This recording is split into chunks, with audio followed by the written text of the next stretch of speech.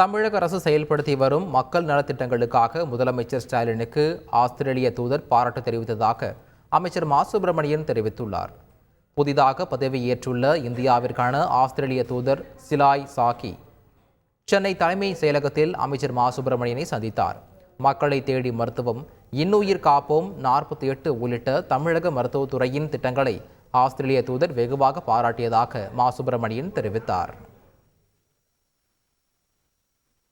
மக்களை தேடி மருத்துவம், இன்னுயிர் காப்போம் நம்மை காக்கும் 48, இதயம் காப்போம், சிறுநீரக பாதுகாப்பு திட்டம், அதேபோல் மக்களை தேடி மருத்துவ ஆய்வக திட்டம், தொழிலாளர்களை தேடி மருத்துவ திட்டம், பாதம் பாதுகாப்போம், நடப்போம் நலம் பெறுவோம் போன்ற பல்வேறு திட்டங்கள் குறித்தும் அவர்களிடத்தில் எடுத்து சொல்லப்பட்டது.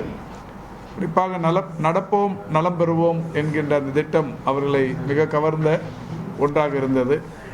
அது குறித்து விரிவாக கேட்டு தெரிந்து விரைவில் சென்னையில் இருக்கிற நடப்போம் நலம் பெறுவோம் திட்டத்தில் அவரும் பங்கேற்று நடக்கவிருப்பதாகவும் ஒரு மகிழ்ச்சியான செய்தியினை எடுத்து சொல்லியிருக்கிறார்கள்.